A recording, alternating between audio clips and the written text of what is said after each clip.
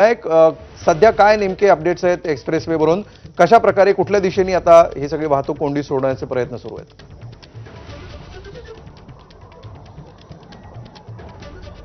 सध्या जर आपण एक्सप्रेस हायवेला बघितलं तर लोणावळ्यापासून मुंबईच्या दिशेला साधारण 20-22 किलोमीटरपर्यंतच्या ह्या रांगा लागलेल्या होत्या.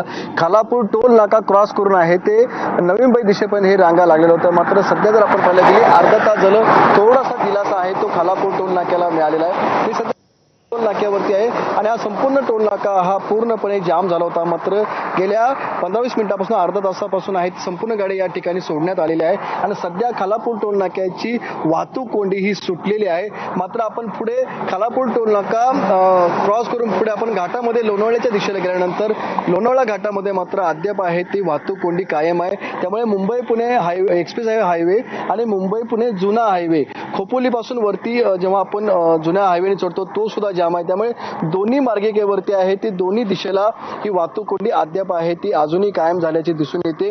विशेषतः घाटामध्ये आहे ते 7 ते 8 किलोमीटरच्या रांगा आहे ते अजूनही दोन्ही साईडला लागलेल्या आहेत. या ठिकाणी जी गळती आहे ती बंद करण्यात आलेली आहे. टँकर आहे तो बाजूला हटवण्यात आलेला आहे. त्या ठिकाणी टँकर उचलण्याचं काम चालू आहे आणि घाटामधली वाहतूक कोंडी आहे ती अद्याप ही कायम असल्याचं आपल्याला या ठिकाणी सध्या तरी दिसून येत आहे.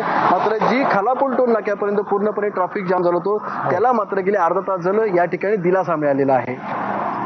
ठीक आहे विनायक, टोल अजून सुरू आहे, वसूल केला जातोय की आता टोल वसुली थांबली आहे?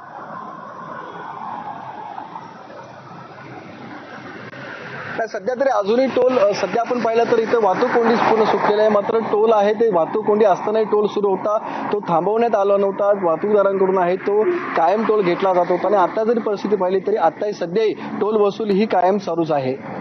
ठीक आहे, टोल वसुली अजूनही सुरू आहे. राज्यमंत्री इंद्रनील नाईक यांनी काही वेळापूर्वीच एबीपी माझाला असं म्हटलेलं होतं की ही टोल वसुली आम्ही लवकरात लवकर बंद करण्याचे प्रयत्न करू. ती कधी होते यावर देखील आपलं लक्ष असेल. तूर्त धन्यवाद विनायक या माहितीबद्दल.